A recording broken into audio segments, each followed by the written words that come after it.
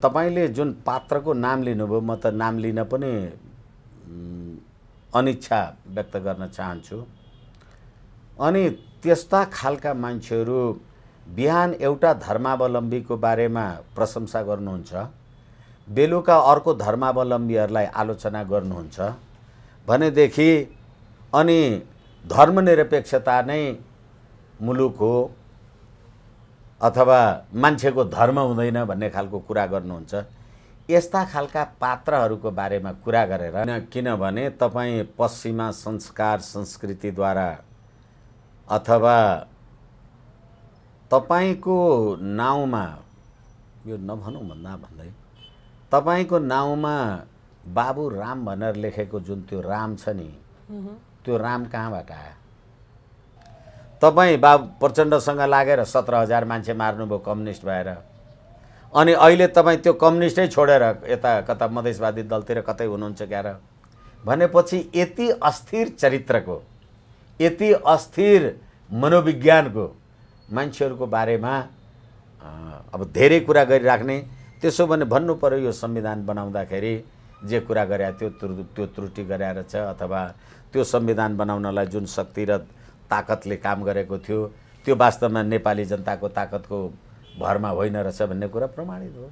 प्रधानमन्त्री राष्ट्रपतिले नियुक्ति गर्ने कि सर्वोच्च अदालतले गर्ने कि नेपाली जनताको राजकीय सत्ता र सम्प्रभु सत्ता प्रयोग गरेर बनेको संसदको बहुमतले गर्ने अथवा संसदीय दलको बहुमतले गर्ने? तपाईको यो राज्य प्रणाली 3 वर्ष चलेन। संसदीय व्यवस्थाको निर्वाचन लडेर आउनुभयो तपाईँ कम्युनिस्टहरू लगभग 2/3 भएर। सी जिनपिङ विचारधाराद्वारा हामी पार्टी चलाउँछौँ भन्नुभयो, अनि सी जिनपिङ विचारधाराद्वारा पार्टी चलाउने त कता हो एमसीसी पास गर्ने कि नगर्ने भन्ने कुरामा अहिले आएर होइन संसदीय प्रजातन्त्र त उत्कृष्ट हो भनेर जानु। तपाईँ 3-4 महिना अगाडि नेपालको राजा ज्ञानेन्द्र वीरविक्रम शाहदेव श्री 5 महाराजधिराज ज्ञानेन्द्र वीरविक्रम शाहदेवलाई कुम्भ स्नानको लागि निम्तो गरे। श्री 5 कै हैसियतमा राजा गए, नुहाएर आए। तपाईले गणतन्त्र ल्याएको 15 वर्ष भयो भन्नुहुन्छ, राजा वीरेन्द्रको दाइको वंश विनाश गर्यो भन्छन्। तपाईले त राजसत्ताबाट निकाल्ने भन्नुहुन्छ।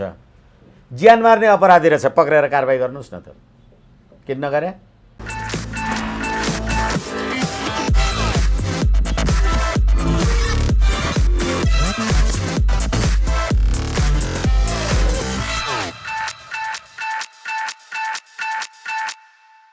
नमस्ते, स्वागत छ canadaNepal.com मा। म छु मोनिका सिंह। आज हामीसँग कुराकानी गर्नका लागि वरिष्ठ अधिवक्ता विष्णु भट्टराई हुनुहुन्छ। अहिलेको समसामयिक राजनीतिक विषय र केही समय अगाडि मात्रै बाबुराम भट्टराईले सामाजिक सञ्जालमा ट्विटर मार्फत केही कुराहरू ट्विट गर्नुभएको थियो। त्यो विषय अहिले यति बेला सामाजिक सञ्जालमा एकदमै नेपालमा मात्र नभएर भारतमा पनि एउटा आलोचनाको विषय भएको छ। त्यही विषयलाई समेट्ने प्रयत्न गर्नेछु। स्वागत गरौँ क्यानाडा नेपालमा। स्वागत छ सर क्यानाडा नेपालमा। धन्यवाद। आरामै हुनुहुन्छ? ठिकै छु। तपाईले गरेका केही विश्लेषणहरूले अलिकति धक्का खायो भनौँ या भएन नि, जस्तै प्रधानमन्त्री ओली नै रहनु भएन, संसद पुनर्स्थापना पनि भयो होइन, विभिन्न किसिमका घटनाहरू भयो, कहाँनिर चुक्नु भयो जस्तो महसुस भयो? म चुक्या छुइनँ र मैले भनेको कुरा सत्य नै हुनुपर्छ भन्ने जरुरी छैन र प्रतिनिधि सभा पुनर्स्थापनाको मुद्दा परिसकेपछि कि विघटन सदर हुन्थ्यो कि विघटन बदर हुन्थ्यो, त्यसमा पक्ष विपक्षमा त धेरै मान्छेहरूले कुरा गरे होला। विघटन सदर हुनुपर्छ भन्ने पनि सयौं हजारौं कानुन व्यवसायी थिए होला, बदर हुनुपर्छ भन्ने पनि थिए होला। तर यो मेरो कुरा नपुगेको त आफ्नो ठाउँमा छ। अदालतले प्रधानमन्त्री नियुक्ति गरेको चाहिँ यो संसारको 8औं आश्चर्य हो र प्रधानमन्त्री नियुक्ति गर्ने अधिकार अदालतको होइन। यस कारणले गर्दाखेरि अहिले सर्वोच्च अदालतले प्रतिनिधि सभा पुनर्स्थापित गर्ने कुरामा, प्रधानमन्त्री नियुक्ति गर्ने कुरामा जे कुरा भनेको होला अथवा त्यो इन्साफ गर्ने न्यायाधीशहरूले जे कुरा लेख्नुभयो होला त्यसमा सहमत हुनुपर्छ भन्ने जरुरी छैन। यो उहाँहरूको संविधानले विचार र अभिव्यक्तिको स्वतन्त्रताको व्यवस्था गर्छ, संविधानको धारा 17 ले। त्यसले गर्दाखेरि आम सञ्चारमा एउटा नागरिकले आफ्नो विचार र अभिव्यक्ति राख्यो होला, त्यो मिल्नै पर्छ भन्ने छैन र त्यो नमिलेको कारणले मलाई कुनै पश्चाताप र पीडा पनि छैन। र तपाईहरू जेसुकै भन्नुहोस् अथवा दुनियाँ जेसुकै भन्नुहोस्, नेपाली जनताले प्रतिनिधि सभाको निर्वाचन मार्फत लगभग 2/3 को मत दिएर पठाएको शक्तिले राज्य सत्ता नचलाउने नेपाली कांग्रेस, अहिले जो शेरबहादुर देउवाजी श्री 5 को प्रधानमन्त्री हुनुभएको छ, श्री 5 को सरकार हुनुभएको छ, उहाँको पार्टीले पाएको जम्मा 63 मत। त्यसमा पनि एकजना त पार्टीको शीर्षस्थ नेता त भ्रष्टाचारकै मुद्दामा भर्खर बयान गर्दै हुनुहुन्छ। त्यसैले यो सरकार तपाईले बनाउनु भए पनि, प्रतिनिधि सभा स्थापित गरे पनि नेपाली जनताको अभिमतको सरकार होइन यो। यसकारणले गर्दाखेरि मलाई मेरो विश्लेषण बमोजिम अदालतको फैसला आएन भन्दैमा कुनै प्रकारको ग्रीवान्सेस छैन र यो लोकतन्त्रका मूल्य, मान्यता, पद्धति, प्रणालीको अनुकूल हो भन्ने मलाई लाग्दैन। ओली हट्ने देउबा प्रधानमन्त्री भन्ने विषयमा त चर्चा गरौँला केही समय पछाडि, तर अहिलेको ताजा विषयमा चाहिँ चर्चा गरौँ। बाबुराम भट्टराई यति बेला सामाजिक सञ्जालदेखि लिएर भारतीय मिडियासम्म पनि एकदम ठुलो आलोचक भनौँ न, ठुलो आलोचना भइरहेको छ उहाँको विषयमा। बिहान मुस्लिमलाई ईदको शुभकामना दिने र बेलुका चाहिँ हिन्दूलाई चोट पुग्ने गरी एउटा आफ्नो अभिव्यक्ति दिने भनौँ या एउटा अभिव्यक्ति पोस्ट गर्नुभयो उहाँले सामाजिक सञ्जालमा। त्यो विषयलाई के भन्नुहुन्छ? तपाईले सङ्घीय लोकतान्त्रिक गणतन्त्रात्मक धर्मनिरपेक्ष राज्य व्यवस्था कसको इच्छामा लिएर आउनुभयो? नेपाली जनताको अभिमत छ, नेपाली जनताको अभिमत बुझेर तपाईले लिएर आउनु भएको हो र तपाईले जुन पात्रको नाम लिनुभयो, म त नाम लिन पनि अनिच्छा व्यक्त गर्न चाहन्छु। अनि त्यस्ता खालका मान्छेहरू बिहान एउटा धर्मावलम्बीको बारेमा प्रशंसा गर्नुहुन्छ, बेलुका अर्को धर्मावलम्बीहरूलाई आलोचना गर्नुहुन्छ भनेदेखि अनि धर्मनिरपेक्षता नै मुलुक हो अथवा मान्छेको धर्म हुँदैन भन्ने खालको कुरा गर्नुहुन्छ।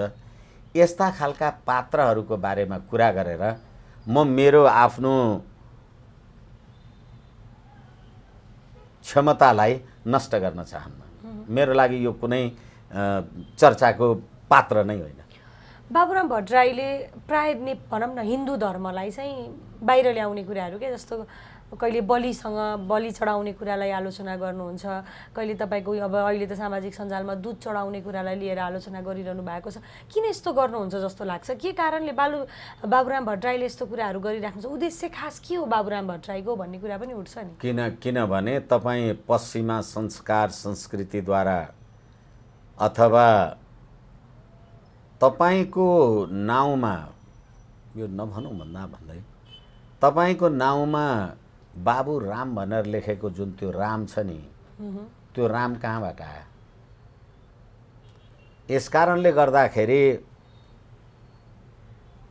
कुपुत्रो जायत क्वचिदपि कुमाता नभवती भन्छ।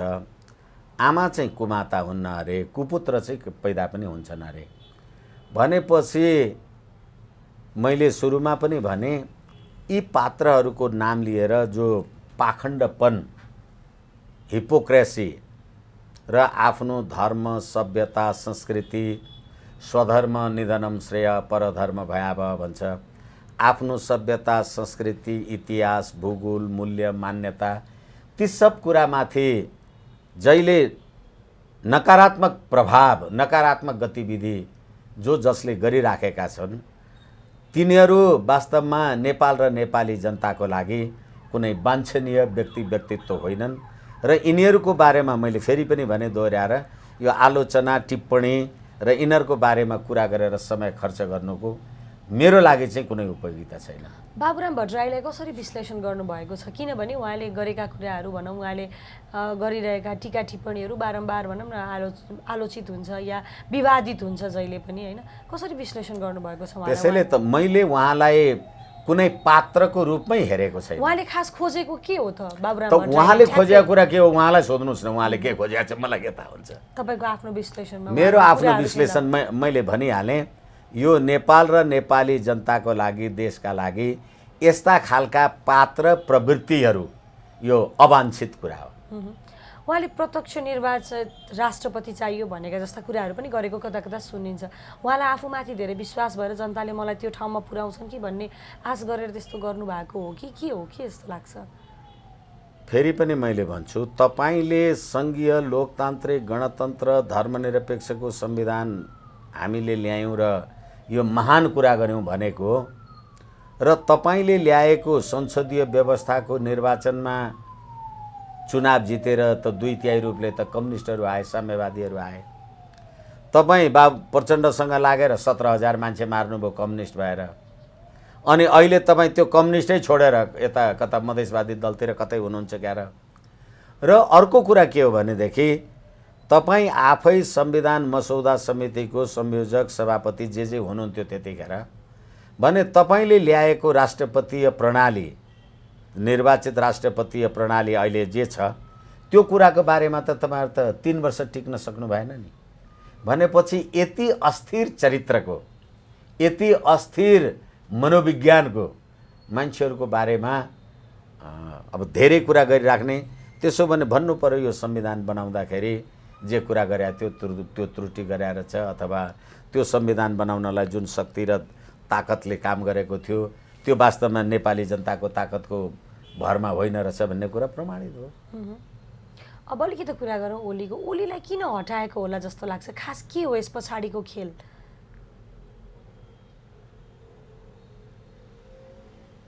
त्यसैले यो फैसला मेरो लागि, मैले धेरैचोटि भनेको छु, यो 8औं आश्चर्य हो।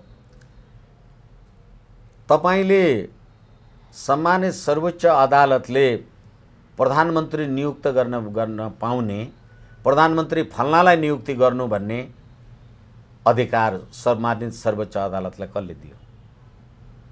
राष्ट्रपति प्रधानमन्त्री राष्ट्रपतिले नियुक्ति गर्ने कि सर्वोच्च अदालतले गर्ने कि नेपाली जनताको राजकीय सत्ता र सम्प्रभु सत्ता प्रयोग गरेर बनेको संसदको बहुमतले गर्ने अथवा संसदीय दलको बहुमतले गर्ने? त्यसैले प्रधानमन्त्री नियुक्ति गर्ने सर्वोच्च अदालत हो।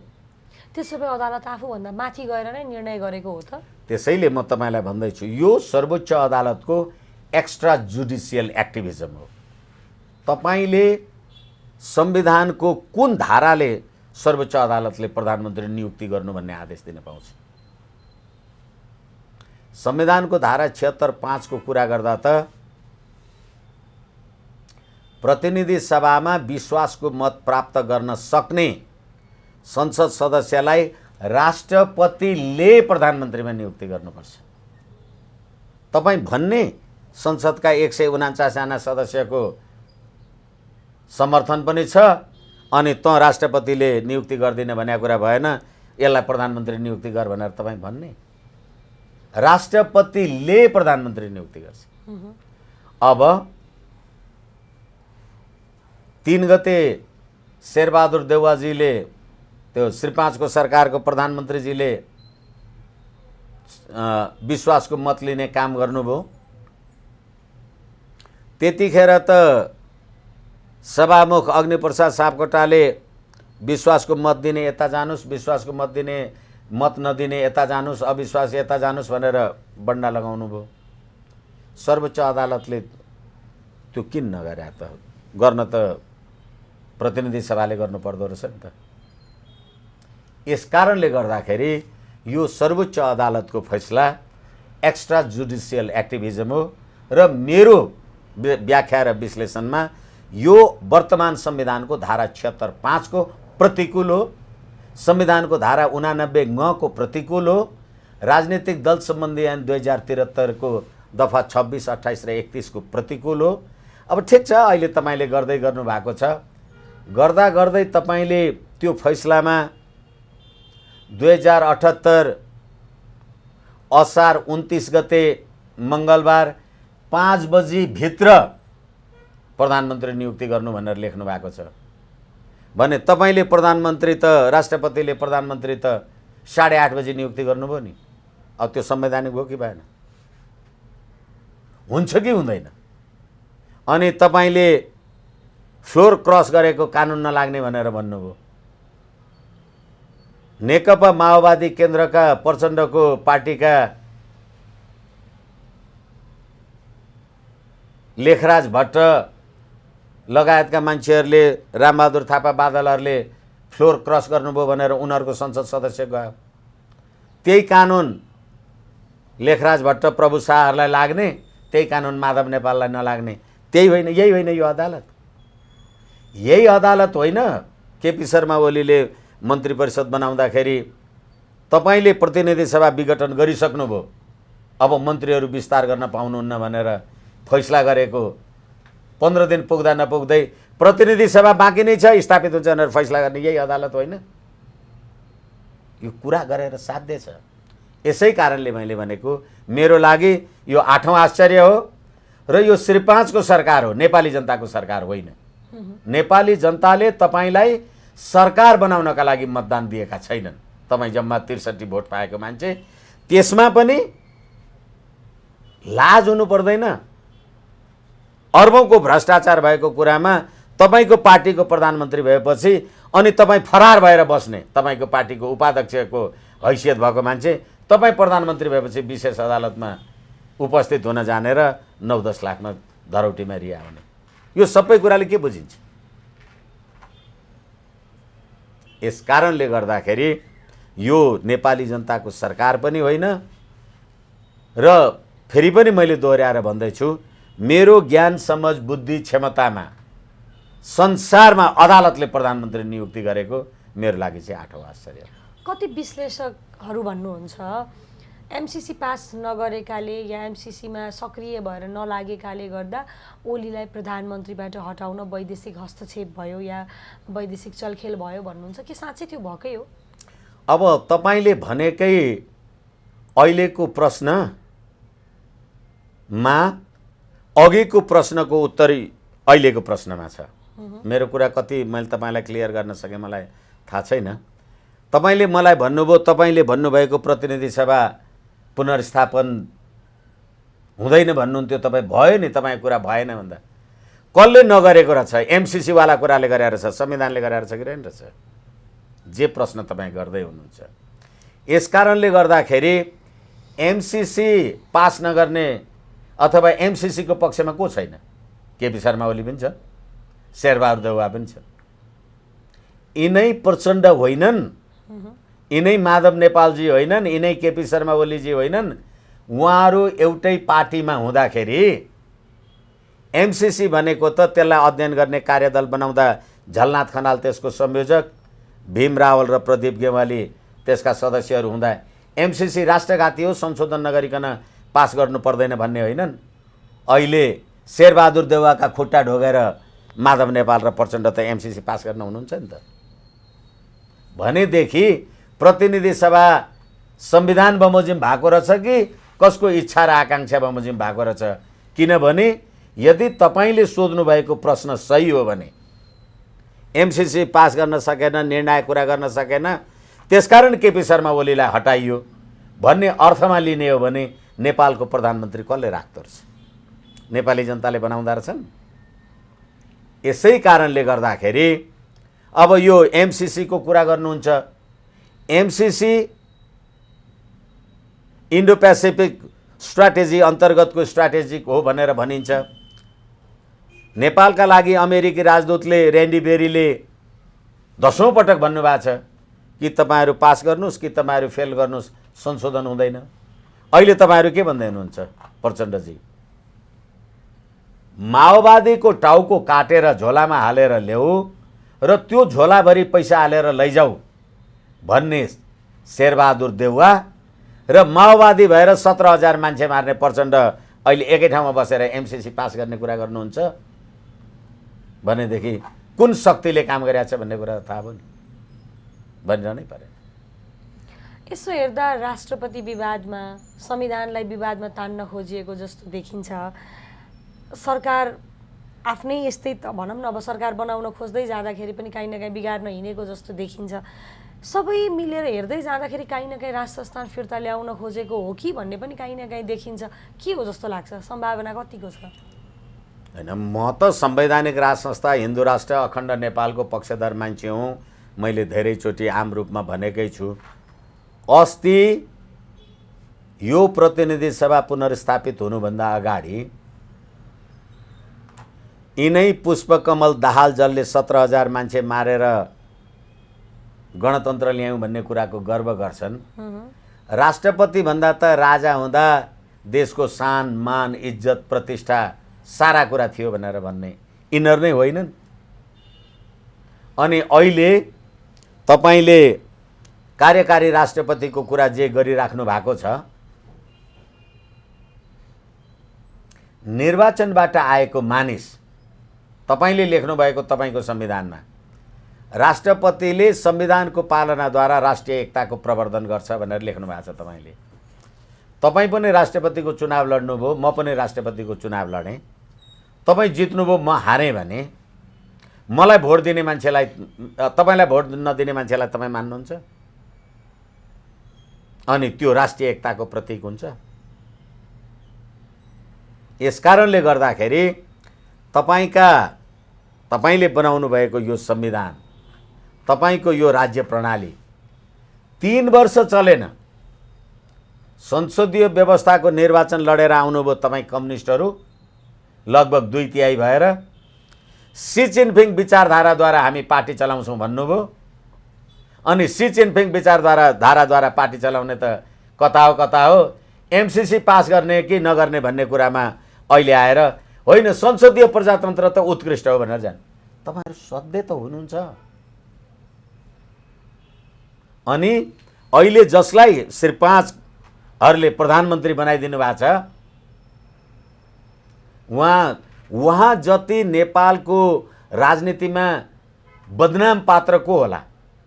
पजेरो संस्कृति लगायतका कुरा गर्नुस्, मन्त्री परिषदका गठनका कुरा गर्नुस्, त्यतिखेरका संसद सदस्यहरूलाई ब्याङ्कक र हङकङ लुकाउने प्रवृत्तिका कुरा गर्नुस्। बुढी गण्डकीमा यही बाबुराम भट्टराईले शेरबहादुर देउवा, प्रचण्ड र केपी शर्मा ओली भनेर 9 अर्ब भ्रष्टाचार गरेका छन्, प्रमाण देखाउन सक्छु, भएन भने झुन्डिएर मर्छु भने अहिले त्यही शेरबहादुरका खुट्टा ढोग्न पुगेका छन्। कुनै नीति, नैतिकता, पद्धति, प्रणाली, थिति र कसैलाई त मर्यादा गर्न मन लागोस् न, कुनै न कुनै एउटा ठाउँ त होस् न। यही तपाईले यही व्यवस्था ल्याएपछि ट्रान्सपरेन्सी इन्टरनेसनलले भ्रष्टतम मुलुकहरूको सूचीमा राखेन। अनि अहिले फेरि भर्खरै हामीले कुरा गरिसक्यौँ 20औं अर्बको ललिता निवासको भ्रष्टाचारमा एउटालाई मुद्दा लगाउनुहुन्छ, अर्कालाई मुद्दा लाउनुहुन्न। अनि संविधानको धारा 89 बमोजिम रामबहादुर थापा बादलहरूको संसदीय दलको सदस्य समाप्त हुन्छ, संसद सदस्य हुन्छ र माधव नेपालले शेरबहादुर देउवालाई भोट हाल्यो भने फ्लोर क्रस गर्ने कानुन नलगाउनु भन्नुहुन्छ। तपाईलाई नेपाली जनताले कुन पार्टी भनेर भोट दिएका थिए? नेकपा एमाले भनेर तपाईलाई भोट दिने अनि तपाईँ नेपाली काङ्ग्रेसको सदस्य भएर भए जस्तो गरेर हिँड्ने, यस्तो पनि राज्य प्रणाली हुन्छ। त्यसैले संवैधानिक राज संस्था हिन्दू राष्ट्र नेपाल, अखण्ड नेपाल, अहिले भर्खरै हामीले कुरा गरिसक्यौँ। तपाईँ त्यही पात्र बाबुराम भट्टराई भन्ने, तपाईले यो संविधानमा धर्मनिरपेक्ष भन्ने कुरा लेख्नुभयो, महान काम गरे भन्नुभयो। तपाईले राष्ट्रिय जनावर गाई भनेर लेख्नु भएको छ, गाई गएको थियो पार्लियामेन्टमा र लेख्नुभयो। अब फेरि अहिले शेरबहादुर प्रधानमन्त्री हुनुभयो, उहाँले मासु खाने मान्छे हो भने बोका पूजा गरेर, झण्डा पूजा गरेर प्रधानमन्त्री पद बहाल गर्ने अथवा प्रधानमन्त्री निवास जाने। तपाईँ क्रिस्चियन हुनुहुन्छ, भोलि तपाईँ राष्ट्रपति हुनुभयो भने, प्रधानमन्त्री हुनुभयो भने म त गाईको मासु खाने मान्छे हो, म गाई काटेर चाहिँ झण्डा पूजा गर्छु भनेर दिनुहुन्छ। के बनाउनु भएको छ र तपाईँ धर्मनिरपेक्ष देशको प्रधानमन्त्री भएर तपाईँ पशुपति क्षेत्र विकास कोषको तपाईँ संरक्षक हुने, तपाईँ लुम्बिनी विकास कोषको संरक्षक हुने, तपाईँ त धर्मनिरपेक्ष देशको प्रधानमन्त्री र धर्मनिरपेक्षको संविधानको शपथ ग्रहण गरे होइन। अनि सिङ्गै राजा शुद्धोधनको छोरा होइन गौतम बुद्ध?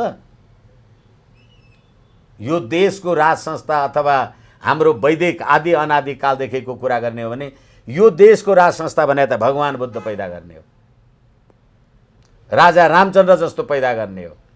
त्यसैले संवैधानिक राज संस्था हिन्दू राष्ट्र अखण्ड नेपाल हुँदाखेरि एमसीसी जस्ता कुरा किन आएनन्?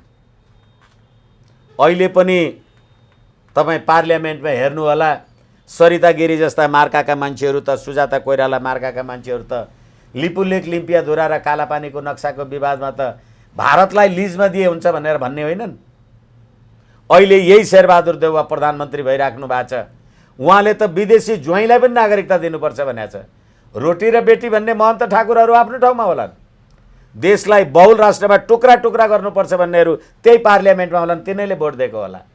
अनि शेरबहादुर देउवा त विदेशी नागरिक ज्वाइँलाई पनि नागरिकता दिनुपर्छ भनेपछि अनि संसदमा गएर म त नेपाली पनि जान्दिनँ, हिन्दी पनि जान्दिनँ, बाइबल पक्रेर अङ्ग्रेजीमा शपथ ग्रहण गर्छु भने के भन्नुहुन्छ? यसै कारणले गर्दाखेरि मैले भने बमोजिमको सर्वोच्चले फैसला गरोस् कि नगरोस्, तर मेरो धारणा दृष्टिकोण नेपाल र हाम्रो आदि अनादिकालदेखिको दैविक सनातन संस्कृति सभ्यता र संसारमा एकमात्र हिब्रू राष्ट्र इजरायल अनि संसारका 100वटा राष्ट्र, बेलायत जस्तो राष्ट्रको प्रधानमन्त्री डेभिड क्यामरुन जस्ता मान्छे, म राज संस्था संवैधानिक राज संस्था भएको क्रिस्चियन राष्ट्रको प्रधानमन्त्री हुँ भन्दा मलाई गर्व लाग्छ भन्नुहुन्छ। बेलायतीहरूले जाने छैनन्। अनि यस्ता खालका पात्र र प्रवृत्ति 94% ओमकार परिवारका मान्छेहरू चाहिँ नेपालमा बस्छन्। तपाईँले कुन नेपाली जनतालाई सोध्नुभयो धर्मनिरपेक्ष लेख्दा? गणतन्त्र भनेर कसलाई सोध्नुभयो? किनभने तपाईँको 12 बुँदे समझदारीमा त गणतन्त्र, धर्मनिरपेक्ष र सङ्घीयता त थिएन, कहाँबाट ल्याउनु? अनि अहिले मुलुक यो हालतमा छ। जनताहरू फ्रस्ट्रेट भइसके क्या। बरु धेरैजना हुनुभन्दा राजै आओस्, बरु एकजनाले खाओस्, त्यो भएपछि आनन्द हुन्छ। यो धेरैजनालाई खुवाउनु भन्दा बरु राजालाई खुवाउनुपर्छ भनेर कता कता भनेको सुनिन थालिसक्यो। सामाजिक सञ्जालमा टिका टिप्पणी गरेको देखिन थालिसक्यो। माहौल बन्दै हो राज संस्था फर्किने? राज संस्था गयो कहाँ? तपाईहरू आम सञ्चारको मान्छे याद गर्नुहुन्छ होला, गएको 3-4 महिना अगाडि नेपालको राजा ज्ञानेन्द्र वीर विक्रम शाहदेव, श्री 5 महाराजधिराज ज्ञानेन्द्र वीर विक्रम शाहदेवलाई कुम्भ स्नानको लागि निम्तो गरे। श्री 5 कै हैसियतमा राजा गए, नुहाएर आए। तपाईले गणतन्त्र ल्याएको 15 वर्ष भयो भन्नुहुन्छ। गणतन्त्र ल्याएको 15 वर्ष पछाडि श्री 5 कै हैसियतमा ज्ञानेन्द्र कुम्भ स्नान गरेर आयो भने पक्रेर किन नथुने? र अर्को कुरा, नेपाली जनताले एउटाले खाने भन्दा अब 10 वटाले 5 वटाले खाने भन्दा यिनीहरू जनताहरू आफ्नो कुरा आफै भनुन्। तर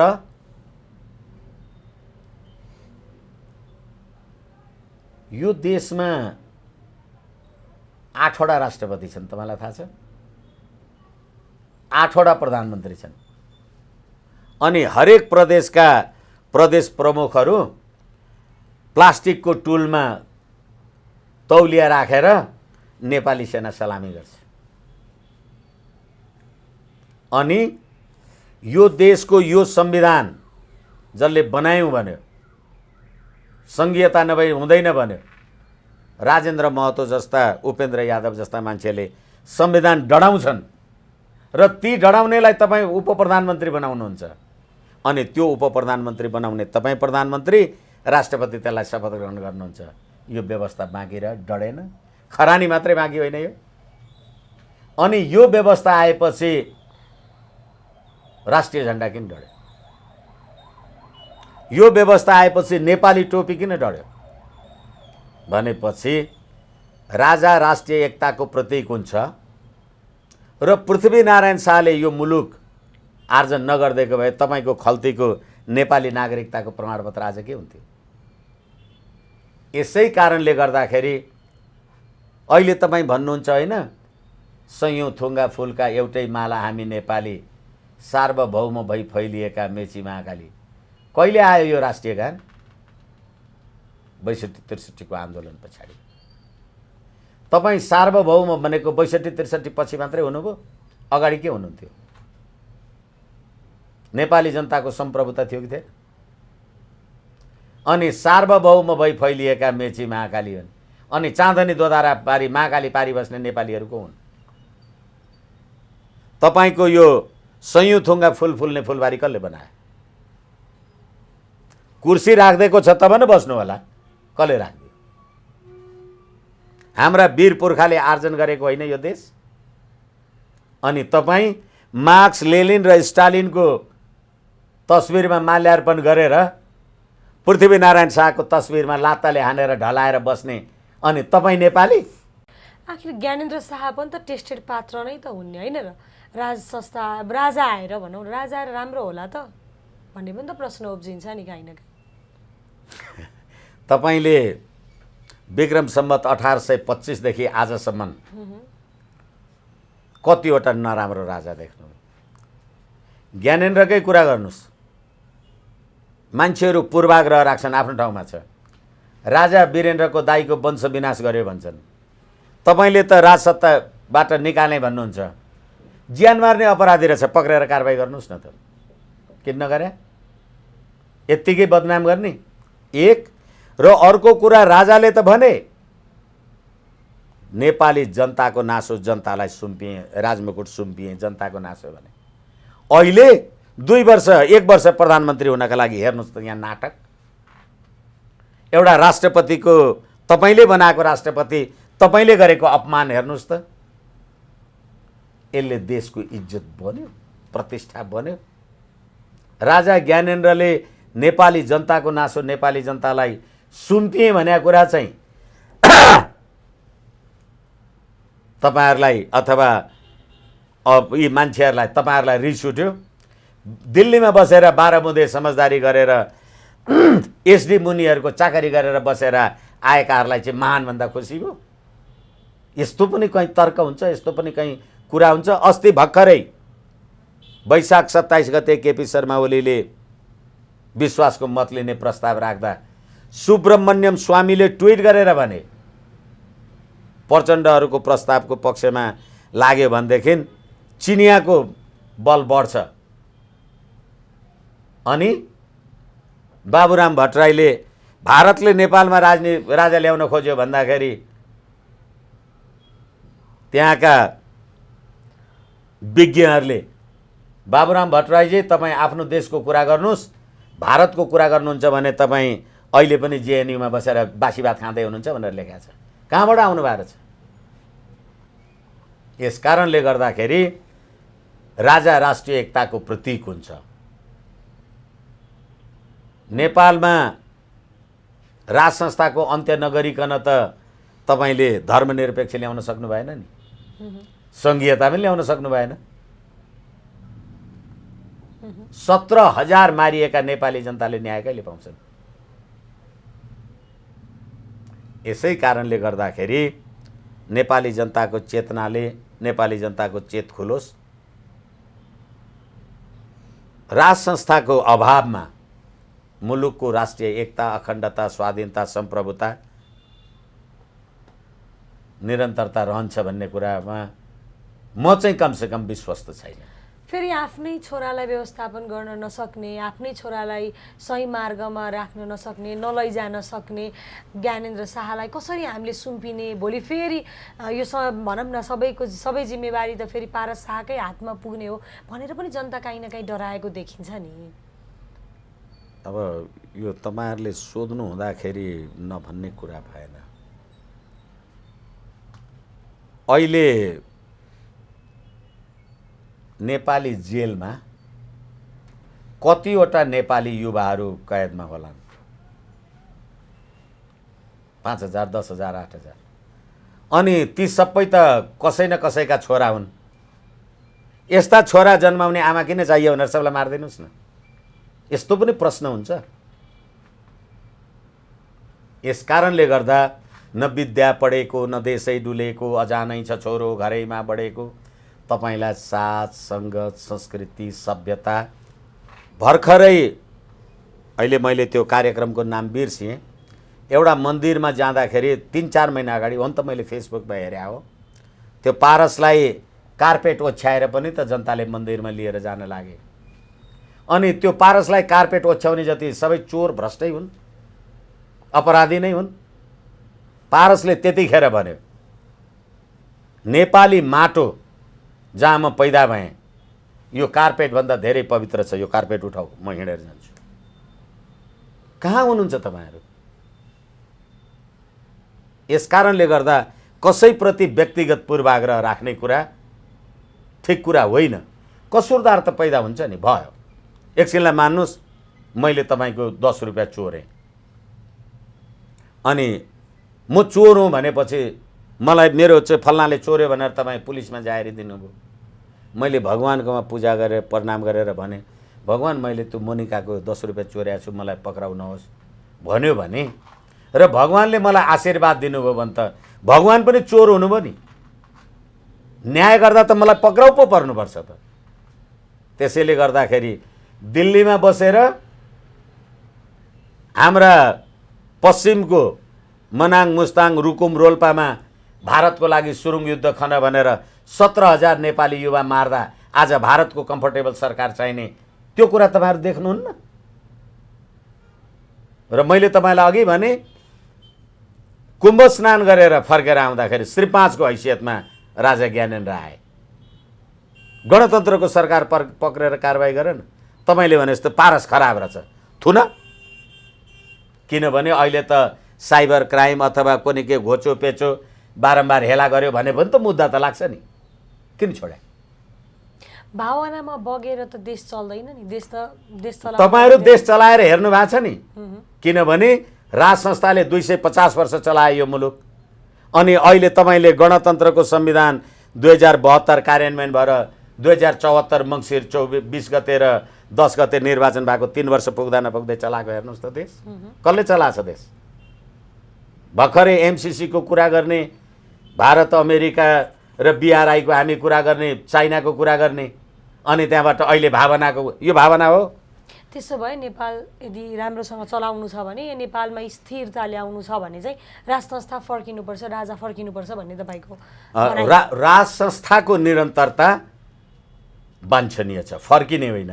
राज संस्थाको निरन्तरता वाञ्छनीय छ। अब अलिकति प्रसङ्ग उठाऊ यति बेलाको राजनीतिक विषयलाई लिएर। देउबा प्रधानमन्त्री भन्नुभयो, तपाईँलाई के लाग्छ देउबा प्रधानमन्त्री भइसकेपछि अब झन्डै 2/3 बहुमत दिएर पठाएको भनौँ न एउटा सरकार त टुट्यो, एउटा गठबन्धन त टुट्यो भनेपछि अहिले त फेरि अर्को गठबन्धनको सरकार भएको छ। यति सहज तरिकाले प्रचण्डले देउबालाई काम गर्न देलान्? यति सहज होला देउबालाई काम गर्न? या नेपालको राजनीतिक अवस्था अब स्थिर होला, के होला? अब मैले तपाईँलाई मेरो कुरा कति बुझाउन सक्छु मलाई थाहा छैन, अथवा आम जनतालाई कति मैले भन्न सक्छु थाहा छैन। तपाईँले संविधानको धारा 76(5) भनेपछि प्रतिनिधि सभामा सभाको कुनै सदस्यले प्रतिनिधि सभामा विश्वासको मत लिन सक्छु भन्ने आधार प्रस्तुत गरेमा राष्ट्रपतिले प्रधानमन्त्री नियुक्ति गर्नुपर्छ। तपाईँ राष्ट्रपतिले प्रधानमन्त्री नियुक्ति गरे प्रधानमन्त्री होइन। तपाईँ सर्वोच्चले गरेको हो, यसै असंवैधानिक। अब अर्को कुरा, तपाईँले भन्नुभए अनुसार यति सजिलो होला भने अहिले कुनै सदस्यको रूपमा देउवाजीलाई प्रधानमन्त्री बनाउनु भनेर फैसला गर्यो। देउवाजीले शपथ ग्रहण गर्दा नेपाली काङ्ग्रेसको संसदीय दलको नेता भन्नुभयो कि भएन? अनि पार्टीको हो त तपाईँ त कुनै सदस्य पो त निर्दलीय हुनुपर्ने। अब फेरि तपाईँ प्रधानमन्त्रीको शपथ ग्रहण गर्दा यो फैसलाले त तपाईँलाई 2078 असार 29 गते मङ्गलबार 5 बजे भित्र भनेर लेखाएको छ। तपाईँले कहिले शपथ ग्रहण गर्नुभयो? 2078 असार 29 गते 8:30 बजी। तपाईँ कसरी संवैधानिक हुनुभयो? अब फेरि अर्को कुरा, कुनै सदस्यले भनेर तपाईँ 76-5 को प्रधानमन्त्री हुँ भन्ने, अनि अहिले तपाईँले भने जस्तो गठबन्धनको प्रचण्डले के अरे माधव कुमार नेपालले सरकार चलाउनु देलान् भने तपाईँ 2 वा 2 भन्दा बढी दल हुने बित्तिकै त 76-2 हुनु पर्थ्यो नि, किन 5 भयो? त्यति मात्रै होइन, प्रचण्डले त असार 30 गते भनिसक्नुभयो सरकार चलाउने उच्च स्तरीय संयन्त्र बनाऊ। माधव कुमार नेपाल आफ्नो घरमा मध्यरातमा आगो लगाएर घर डढाएर दुनियाँलाई उज्यालो पार्ने भनेर एमालेलाई डढेरो लगाएर प्रचण्डकोमा खुट्टा ढोग्न पुग्नु भएको छ भने र आफ्नै पार्टीको अध्यक्ष केपी शर्मा ओलीलाई 19 बुँदे अपराध पत्र दर्ता गर्ने प्रचण्ड अहिले शेरबहादुरकोमा जानुभएको छ भने बगरेको पसलमा बाँधेको बाख्राको दीर्घजीवन जस्तै हुन्छ। यो यस्तो खालको यो गठबन्धन र हर्स ट्रेडिङ, मैले सुरुमा निवेदन गरेँ, हर्स ट्रेडिङको कारणले यति बदनाम पात्र हुन् शेरबहादुर देउवा। त्यस कारणले गर्दा अहिले पनि 60,000 उजुरी सत्य निरूपण मेलमिलाप आएका छन्। 5,000 मान्छे मारेको जिम्मा लिन्छु म भन्ने प्रचण्डलाई पक्रेर कारवाही गर्ने कि तिमी प्रचण्डलाई जदौ गरेर प्रधानमन्त्री हुने? अनि नेपाली जनताले तिमीलाई प्रधानमन्त्री हुनलाई भोट दियो भन्ने जनताको सरकार? तपाईहरूलाई त संसदीय प्रजातन्त्रको त अपराध लाग्नुपर्ने हो। अदालतले बनाइदिया सरकार। देउबा सरकारले एमसीसी पास गर्ला के गर्ला? यदि एमसीसी पास भयो भने देशको राजनीतिक अवस्था के होला, देशको माहौल के होला, आन्दोलन हुन्छ, धेरै तनाव सिर्जना हुन्छ भन्ने कुराहरू पनि सुनिराखेको छ। सामाजिक सञ्जालमा विभिन्न विश्लेषकहरूले पनि यो कुराहरू टिका टिप्पणीहरू गरिरहनु भएको छ। विभिन्न सङ्घ संस्थाबाट यो कुराहरू आइरहेको छ। के गर्छ देउबा सरकारले? एमसीसी पास गर्छ गर्दैन? यदि गर्यो भने चाहिँ देशको माहौल के हुन्छ, देशको अवस्था के रहन्छ? तपाईँ एमसीसी पास नगरेर सक्नुहुन्न। केपी शर्मा ओलीले पनि पास गर्छु भनेकै हो, शेरबहादुर त पहिल्यैदेखि भनेकै हो। एमसीसी पास गर्नु हुँदैन भन्ने पुष्पकमल दाहाल अथवा उसको पार्टीको लीलामणि पोखरेल अथवा यो देव गुरुङ अनि नेकपा नै हुँदाखेरि, माधव नेपाल, पुष्पकमल र केपी ओली नै हुँदाखेरि एमसीसी अध्ययनको कार्यदलको संयोजक झलनाथ खनाल उनीहरूले नि यो धारामा संशोधन नभइकन जस्ताको तस्तै पारित गर्न सकिँदैन भने हो। केपी शर्मा ओलीले प्रतिनिधि सभा विघटन गरिसकेपछि हामीले त विघटनको विरुद्ध यत्रो काम गऱ्यौँ, हामीलाई त प्रजातान्त्रिक सरकारले हेरेन भन्ने पुष्पकमल दाहाल होइन? जुलुसमा एमसीसी मुर्दाबाद भन्दा एमसीसी को बारेमा नारा नलगाऊ भनेर जुलुसै छोडेर हिँड्ने पुष्पकमल दाहाल होइन? अनि भारतको कम्फर्टेबल सरकार हुन्छ भनेर भन्ने यही पुष्पकमल दाहाल होइन? अनि अहिले प्रतिनिधि सभा नेपाली जनताको इच्छा बमोजिम जनताको अभिमत होइन कि नेताको अभिमत लिन जा भनेर प्रतिनिधि सभा पुनर्स्थापित गरिदिएपछि तपाईँ एमसीसी पास नगरेर कहाँ जानुहुन्छ? अब गर्नुहुन्छ। हाम्रो सन्धि ऐनको व्यवस्था के हो भने सन्धिको व्यवस्था र कानुनको व्यवस्था बाज्यो भने सन्धिको व्यवस्था चाहिँ लागू हुन्छ, कानुन चाहिँ खारेज हुन्छ। अहिले आवश्यक परिमार्जन सहित भन्ने यिनीहरू नाटक गर्छन् नि। अमेरिका र नेपालको बिचमा भएको सन्धि सम्झौता नेपालको पार्लियामेन्टले चाहेर तलमाथि गर्न सक्छ? जनतालाई बेवकुफ बनाउनु तपाईँ? अनि तपाईँ एमसिसी पास गर्नुभयो भने नेपालको कानुनभन्दा बलियो हुने रहेछ नि त। तपाईँ सम्प्रभु, तपाईँले भोट दिएर पठाएको मान्छे, तपाईँभन्दा बलियो त अमेरिकाको कानुन पो हुने भयो। कसको लागि पास गर्दै हुनुहुन्छ? अब अर्को कुरा तपाईँ भन्नुहोस्, रसुवा केरुङ तपाईँले विद्युतीय प्रसारण विस्तार गर्दाखेरि त्यही बाटोबाट चीनले रेल ल्याउँछ भनेपछि अनि तपाईँ चीनको रसुवा केरुङ रेलमार्ग बनाउनुहुन्छ कि एमसिसी भने जस्तै अमेरिकाको विद्युत मार्ग ल्याउनुहुन्छ? अनि यही एमसिसी अन्तर्गत काम गर्ने, त्यो परियोजना अन्तर्गत काम गर्ने मान्छेहरूलाई तपाईँ गिरफ्तार गर्न सक्नुहुन्न अपराध गरे भने। तपाईँ लेखा परीक्षण गराउन सक्नुहुन्न। भन्नुको तात्पर्य उनीहरू कतिन्जेल बस्छन् यहाँ तपाईँलाई ठेगान हुँदैन। अनि तपाईँहरूलाई कति याद छ मलाई थाहा छैन, आम सञ्चारको मान्छेहरू थाहा होला, पुस 5 गते प्रतिनिधि सभा विघटन गर्दा चीनको अन्तर्राष्ट्रिय विभागका प्रमुख केयुएचओ नेपाल आएर नेपालको राजनीतिक अस्थिरताले चीनको सुरक्षा व्यवस्थामा प्रतिकूल असर नपरोस् भनेर थ्रेट गरेर गयो। अस्ति जेठ 23 गते नेपालको प्रधान सेनापतिले देशको पछिल्लो राजनीतिक घटनाक्रमले मुलुकमा अस्थिरता बढेको कुरामा सेना सजग छ भने कसले ल्याएको अस्थिरता? नेपाली जनताले ल्याएको कि तपाईँ 5 भूतपूर्व प्रधानमन्त्रीहरू विदेशी शक्तिको वक्तव्य निकाल्ने तपाईँहरू होइन? अनि अब तपाईँ एमसिसी पास गरेर जुन अमेरिकी शक्तिलाई यहाँ भित्राउनुहोस् अनि चीनको त्यतिखेरको गतिविधि के हुन्छ भन्ने थाहा हुन्छ। हो, नेपाली जनतालाई राष्ट्र, राष्ट्रियता, राष्ट्रिय एकता, स्वाधीनता, स्वाभिमान, अखण्डता छ भने यति कुरा हामी जान्दछौँ भने नेपाली जनता पनि जान्दछन्। त्यसकारणले तपाईँलाई भोक लागेको छ मैले भात खाएर हुँदैन। नेपाली जनताले आफ्नो राष्ट्रियताको लागि आफू उठ्नुपर्छ। यिनीहरू नै दिल्लीमा 12 बुँदे समझदारी गर्ने बिल्लीहरूलाई राज्य छोड्ने।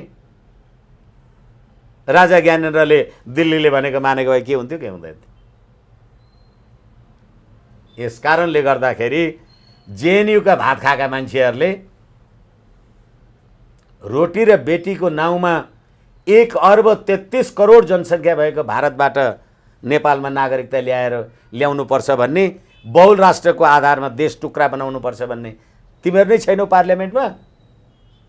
त्यसै गर्नलाई भोट दिएको थियो। अनि सर्वोच्च अदालतले बनाइदिएको सरकार नेपाली जनताको सरकार हो। यसैले जब तपाईँ एमसिसी पास गर्नुहुन्छ, ये बनारस का लड्डू खाए भी पछताए, नहीं खाए भी पछताए। कसै गरे पनि तपाईँले यो भुङ्ग्रोमा मुलुकलाई हाल्नु भएको छ र यो राज्य प्रणालीको अन्त्य नै यसको उपाय हो, अर्को उपाय छैन। अन्तिममा के भन्न चाहनुहुन्छ सम्पूर्ण आम नागरिकलाई, आम दर्शकलाई? मलाई लाग्छ आजको अन्तिम यति नै होला। फेरि अर्कोचोटि पनि केही भनौँला, अरू केही भन्नु छैन। समय दिनुभयो, धेरै धेरै धन्यवाद सरलाई। हस्, धन्यवाद।